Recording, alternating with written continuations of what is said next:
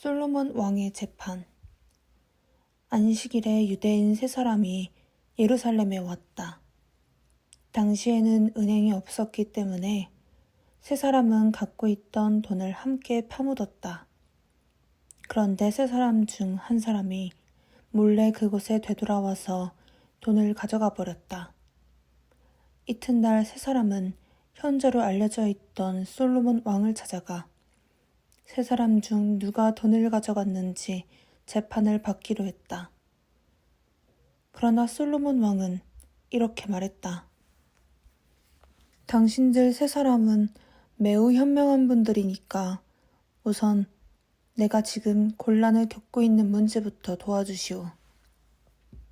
그러면 당신들 세 사람의 문제는 내가 재판해 주겠소. 어떤 젊은 아가씨가 한 남자와 결혼하기로 약속했다.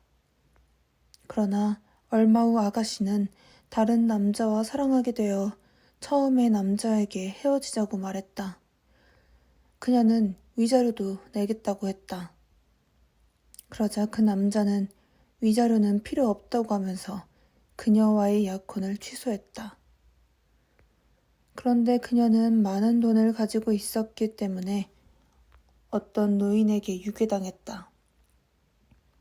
그녀는 나는 결혼할 것을 약속한 남자에게 파혼하자고 요구했는데 위자료도 내지 않고 허락을 받았습니다. 당신도 그렇게 해주셔야 합니다. 라고 요구했다. 노인은 돈을 받지 않고 그녀를 자유롭게 해주었다. 솔로몬 왕은 이 사람들 중에 누가 가장 칭찬받을 사람인가 하고 물었다. 첫 번째 남자가 말했다. 그녀와의 파혼을 허락해주면서도 위자료를 받지 않았던 남자가 가장 칭찬받아야 합니다. 그녀의 뜻을 무시하면서까지 결혼하려고도 하지 않았으며 돈도 받지 않았기 때문입니다. 두 번째 남자가 말했다. 그렇지 않습니다. 그 아가씨야말로 칭찬받을 만합니다. 그녀는 처음에 남자와 파혼하고 진정으로 사랑하는 남자와 결혼할 용기를 가졌기 때문입니다. 이것이야말로 훌륭한 것입니다.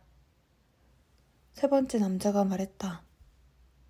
이 이야기는 조리가 맞지 않고 이해하기 어려운 부분이 많습니다. 무엇보다 유괴한 사람의 경우만 보더라도 돈 때문에 유괴해놓고 돈도 받지 않고 자유롭게 놓아주었다는 것은 말도 안 되는 이야기입니다. 솔로몬 왕이 큰 소리로 말했다. 다른 두 사람은 애정이나 처녀와 약혼자 사이에 존재하는 인간관계 혹은 그 사이에 긴장된 부분에 대해 마음을 쓰는데 그대는 오로지 돈만을 생각하고 있다. 그대가 범인임에 틀림없다. 토지. 두 사람의 랍비가 어떤 토지를 사려고 하고 있다. 한 랍비가 그 토지의 값을 부르고 흥정하고 있는데 다른 한 명의 랍비가 와서 그것을 선뜻 사버렸다. 그래서 어떤 사람이 두 번째 랍비에게 가서 어떤 사람이 과자를 사려고 가게에 들렸더니 벌써 다른 사람이 먼저 와서 그 과자의 품질을 조사하고 있었습니다. 그때 나중에 온 사람이 그 과자를 사버렸다면 그 사람의 행동은 잘한 것입니까? 잘못한 것입니까? 라고 묻자 그 랍비는 그것은 나쁜 일임에 틀림없습니다. 라고 대답했다. 그러자 남자는 이번에는 당신이 토지를 살 때 당신보다 먼저 온 사람이 있었습니다. 그 사람은 가격을 놓고 흥정하고 있는 중이었소. 그런데 당신은 그런 일을 해도 괜찮습니까? 라고 말했다. 그리하여 이 문제를 어떻게 해결해야 좋은가 의논하기 시작했다. 하나의 해결책으로 제안된 것은 두 번째 랍비가 토지를 처음에 랍비에게 파는 것이었다. 그러자 두 번째 랍비는 안 됩니다. 나는 물건을 사서 곧 다시 파는 경우 나쁜 일이 생기곤 했기 때문에 그렇게 할 수 없습니다.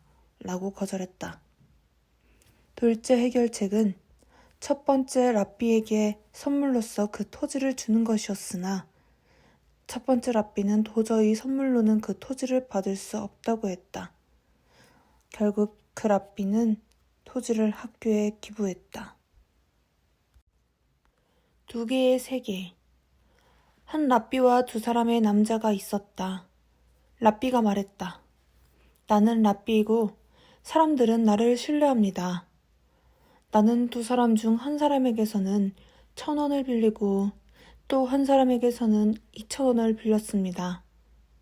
어느 날 2사람이 와서 다 2,000원씩 돌려달라고 했습니다. 그런데 나는 누구에게 2,000원을 빌렸는지 기억할 수가 없습니다. 어떻게 하면 좋겠습니까? 탈무드에는 2가지 의견이 있다. 다수 의견은 1,000원씩 빌린 것은 틀림없다. 2사람 중 누구에게서 1,000원을 더 빌렸는데 그것이 누군지 알 수 없다. 그러므로 우선 1,000원씩만 돌려주고 나머지 1,000원은 재판소에 맡겨두었다가 나중에 증거가 나오면 돌려준다고 하는 것이다. 이와는 달리 한 랍비는 다른 의견을 제시했다. 생각해보니 그들 중 한 사람은 도둑입니다. 1,000원밖에 주지 않고서도 1,000원을 더 뺏으려 하고 있습니다. 1,000원씩 나누어 준다면 도둑은 잃은 것이 하나도 없습니다. 이것은 사회 정의에 어긋나는 일입니다. 도둑이나 악인이 이득을 보게 하거나 처벌받지 않고 그대로 넘어가는 일이 없도록 하는 것이 사회 정의입니다. 그러므로 2사람에게 한 푼도 돌려주지 않는 것이 좋을 것입니다. 재판소는 전액을 몰수해야 합니다. 그러나 2사람 모두에게서 돈을 몰수하면 도둑은 1,000원마저도 잃어버릴 것을 염려하여 집에 가서 장부책을 보고 와서 내가 1,000원을 빌려준 것이 확실하다고 하면서 1,000원만 요구할 가능성이 있다. 앞의 극장의 예와 마찬가지로 똑같은 원칙이 적용될 수 있다고 생각한다. 한 사람은 거짓말을 하고 있는 것이 틀림없다. 그런데도 반을 얻을 수 있다는 것은 사회 정의에 어긋나는 일이다. 따라서 재판소는 충분한 증거가 나올 때까지 그것을 보관하고 있어야 한다.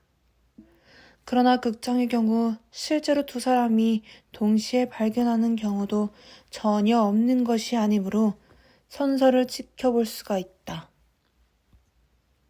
그러나 1,000원과 2,000원의 경우 어느 한 사람이 거짓말을 하고 있는 것이 확실하므로 선서를 시킬 수가 없다. 거짓 선서를 해서는 안 된다는 것은 하느님이 내리신 10계명 중 한 계명이며 거짓 선서를 하는 경우 채찍으로 39대를 맞는다. 선서를 하고도 거짓말을 했다는 것은 커다란 수치가 된다. 그런데 탈무드에서는 극장의 경우 2사람이 모두 자기가 먼저 발견했으므로 자기 것이라고 하여 선서를 한 후에도 뜻을 굽히지 않으므로 어쩔 도리가 없다고 되어 있다. 탈무드가 비록 페이지 수가 많은 페이지의 책이지만 한정된 페이지 속에서 아주 긴 역사를 다루었기 때문에 한 문제에 많은 페이지를 할애할 수가 없음에도 불구하고 이 논쟁에 대해선 반복된 부분이 아주 많다. 이것은 탈무드에 있어서는 매우 드문 예이다. 그러나 잘 생각해보면 이것은 결코 양립할 수 없다는 것을 반복하고 있는 것이다. 그것은 2개의 세계가 있다는 것을 가르치기 위하여 의도적으로 그렇게 한 것이라고 생각된다.